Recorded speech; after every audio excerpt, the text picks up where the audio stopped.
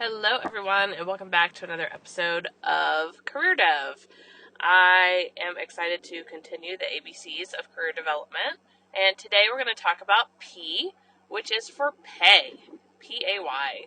So a lot of us might say that we work because we're passionate about something, we want to be challenged, we're interested in a topic, but when it comes down to it, we need to get paid, right? Most people don't have the luxury of taking any job and not worrying about the pay. A lot of us have to figure out what is the salary or what are the hourly wages, and can that fit the budget that we need to survive or thrive. So I want to talk about pay and thinking about pay, especially when you're in a job search. I've seen a couple of things and I want to share those with you. I will say it is really important, if you don't already have a budget for your income and expenses and figuring out, and I know you may want to tear your hair out and thinking about the word budget or finances or money, and for many years for me that was a sore topic. Growing up, it was a sore topic. I remember my parents throwing the checkbook at each other and saying, "You figure it out," and the rob Peter to pay Paul concept, and really struggling to figure out how you're going to afford things, or even just the basics. And I am fortunate to have gotten into a career where I was making a nice salary. Unfortunately, or fortunately, however you look at it, I was laid off in October of 2023. Is that right? It's already? Okay. And I ended up taking a role that was a 40%, at least 40% pay cut. And again, thankfully and fortunately for me, I was able to have some finances in place to support me in making that decision. Not everybody has that. I totally understand. I want to talk about when we think about going into a job role, because I even remember my younger days in high school when I was working at the pizza place and I had the opportunity to go somewhere else and make more money. And I went to the manager of the pizza place and I said, "I can make this much money if I go here and work." And he said, "I'll give you a quarter raise. How about that?" And in 94, 95, like a quarter raise was a lot of money for a teenage kid. And I was like, "Oh my gosh, I'm going to be rich." And so I took it and I stayed and I continued to work there. When I started out working, and everybody I think has these stories, especially my generation and older, of, "Oh, when I started working, I was only making this amount of money," and it was not a double-digit type of wage per hour. And over time, we really have to think about, where are those dollars taking us and how are they supporting us in our life, and what is our value also. And I know a lot of you thinking about value, and even me thinking about value, it's like, well, priceless. Like, I am a really valuable asset to any company that is going to employ me. And you are. The hardest thing I would say for us to be able to do is to quantify what is that in a salary. And my advice is to do a lot of research. And this is something that I have done with clients, I've done for myself, taking a look at salary.com, Glassdoor.com, going out and doing searches to see what are people making, what is the pay range for these different types of roles. If you have, the nice thing about like salary.com and Glassdoor.com is, okay, if I live in this area and I'm doing this type of role, and I have this number of years experience or this education, I can look at all of those variables and be able to see what is the likely range that I am worth. And then I need to look at companies and see, okay, are there companies that are going to hire me within that range or not? And sometimes it's really, really hard to figure out what is that range. Sometimes it's not readily available, especially for a small company or a private company. It may be harder to locate and find. And sometimes it's really just taking an educated guess, especially when you're in the midst of negotiating salary or wages with a potential employer. So it's really important to do your research and to put together the facts of what you can find. I had found over 50% of individuals negotiate salary. So when they are offered a job and said, here's the job we want to offer you, here's the title, here's you already know the description from applying for it typically, and here are like the benefits, here is the salary.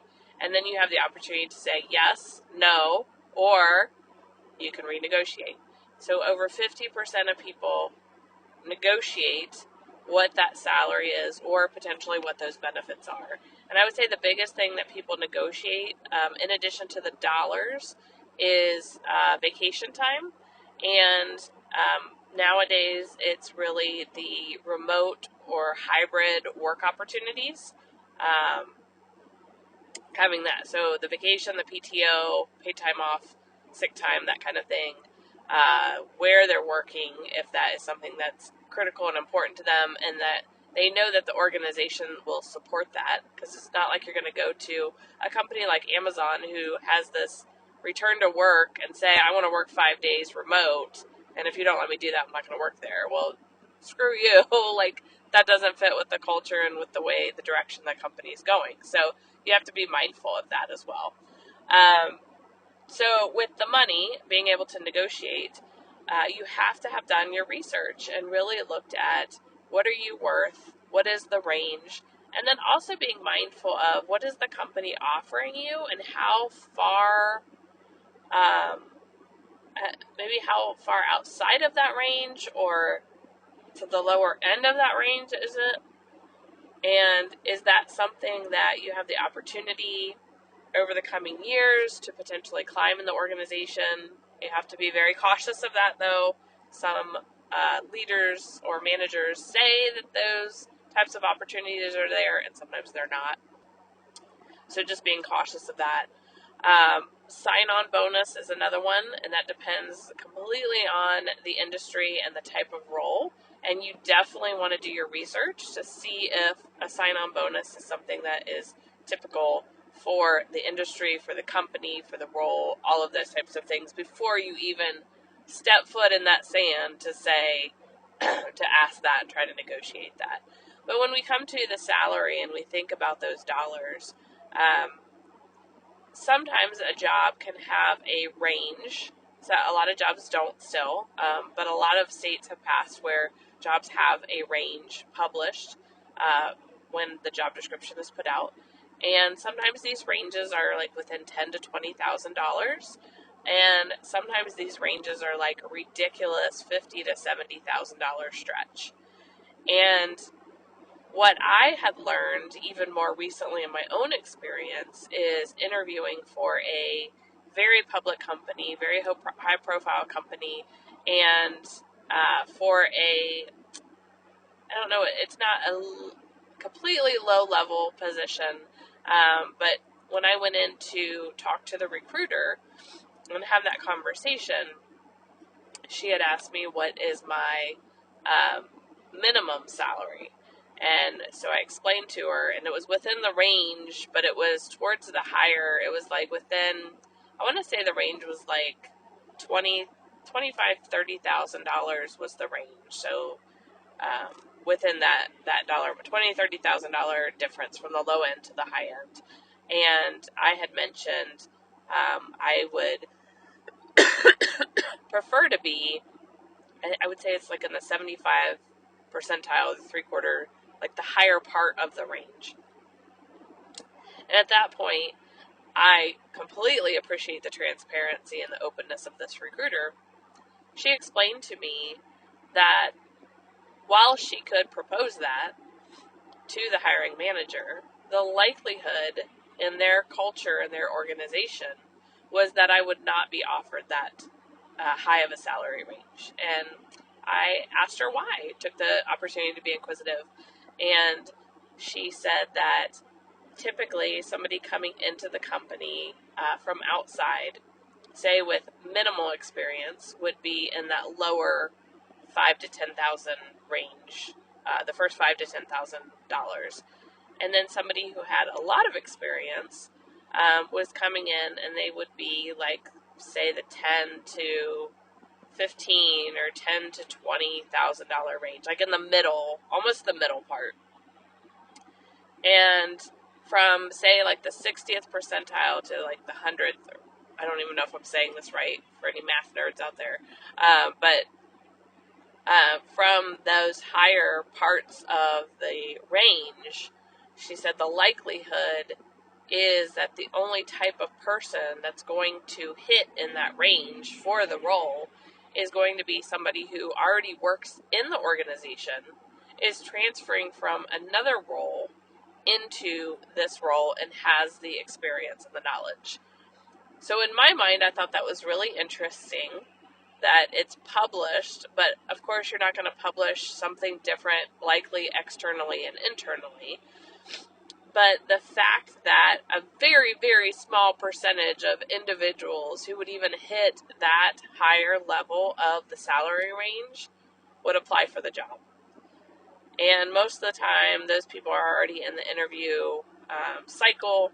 If they posted for it, a lot of companies open up the job for a week internal or longer. Typically, it's at least a week before they open up external. And why would a recruiter be talking to me? Maybe other than trying to find out, what that pool looks like outside of the organization.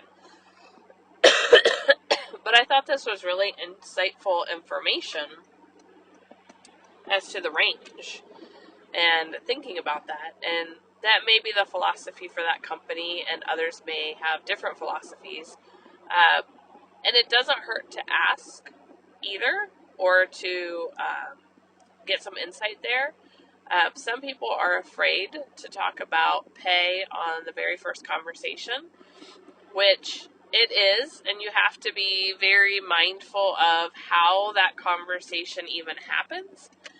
Sometimes the recruiter comes out and just says it. Like, this is the range, like that recruiter did. What is your, minimum that you have to make? What are you looking for? What's the range that you're looking for? Those types of things. And it was really funny. Years and years ago, I had applied for a role outside of the organization I was working in, and when I had the call with the recruiter, we were talking, and I didn't quite fit all of the requirements for the job. I was missing like one piece that they felt was relevant and needed, but they were considering possibly pushing me forward despite not having that. Like, I could gain that and fill that gap over time or something like that. And the recruiter at the time had said, what is your salary expectation? And I gave her the range, and she said, I appreciate you sharing that with me. And she shared with me, like, what is the actual range. And at that time, it was probably 15, 20 years ago, at least. I had not done a ton of research. I might have done a little tiny bit, but I wasn't as prepared as I would have been today.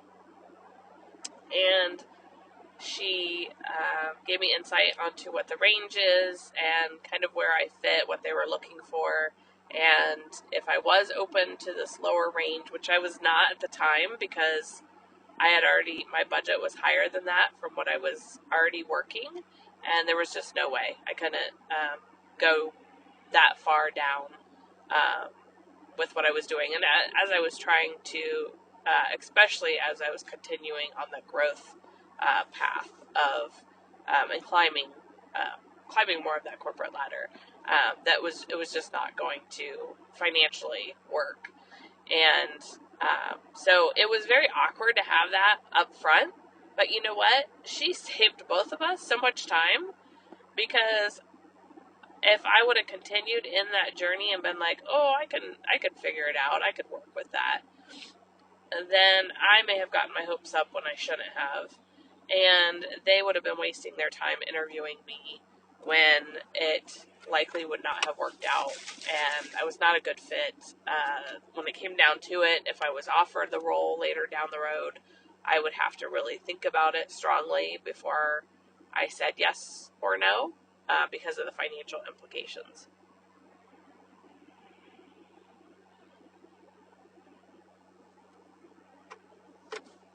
I did have a client. Actually, it wasn't a client, a potential client who I had answered some questions for. And this client this potential client was asking a question about salary, and was given the salary range, felt that they were a little bit above where the salary range was based on their experience, their skills, their strengths, what they brought to the table, their expertise. And so when they continued to talk with the recruiter and talk about next steps in the process, the recruiter had mentioned about the money, and the person, who I'm so proud of, said basically that their minimum was right above where the high part of the salary was. And if the company was not able to make that happen, then it wasn't something that the person would be able to entertain or kind of even look at what the next steps are. It didn't make sense for either party to kind of move forward. And in that situation, the organization looked at that person and they said, you know what, we do want to take you into these next steps, and we're willing to consider that, what the potential salary, if it was a little bit higher, because they saw the value in that person. And kudos for that person for standing up and saying, this is my worth, and I do want to work with this organization, and I want you to pay me what I'm worth and my value that I could bring to the organization. So I'm very excited for that opportunity for that person and what they're looking at. The other thing with salary is you need to think about, just consider negotiating. I know it's hard to, and it almost feels like when people hate conflict, they are worried about negotiation. And I will tell you, I had negotiated my salary recently, and my mother and my husband were freaking out. My sister and one of my best friends, who are both in the HR space, were like, listened to everything that I said, saw all of my mind, like my thought process, and agreed and supported me and how I was looking at it, and the research that I had done. But my mom was like, I don't know, like that. Just be grateful for what you're offered, and excuse me, kind of that old school mentality, and the organization may not have a lot of money, like those kinds of things. Bless her heart, right? So I explained to her about more than 50% of people negotiate their salaries, and I bring this value to the table. And my husband was worried that they would take the job offer off the table, which is a possibility. The likelihood is small. If you are negotiating and you negotiate, say, $20,000 more when it's unrealistic for the range that they had originally talked about, for the job that you're going to be doing, like, it definitely depends on the organization and the role, and the salary, range that they already have. There's so many different variables that it's dependent on. But if you go in with some highball crazy, like, this is what I need instead, definitely they could think, like, this is ridiculous, we're going to take this off the table. The likelihood that they do remove the job offer is typically low. One thing that I have seen and heard about in the last few years is organizations that have made offers and then lose funding within their organization to support a role and end up having to take it back, which is terrible, terrible. Um, and so I have seen that play out, not a lot. So the likelihood that the job would be pulled because I'm negotiating a little bit more is unlikely. So those were some fears I had from different friends, family members, or not just fears, but support, fears, thoughts, all of that kind of thing in that process. So I'm interested in what you have done in your career and in the different jobs that you have taken, if you have negotiated, if you had evaluated the salary to see what is your worth.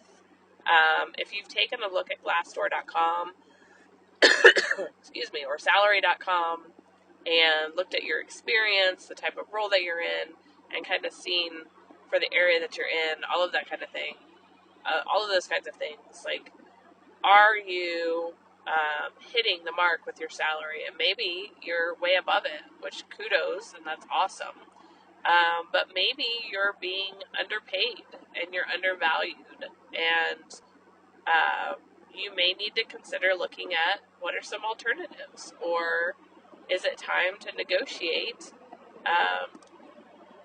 to see if you can get that increase.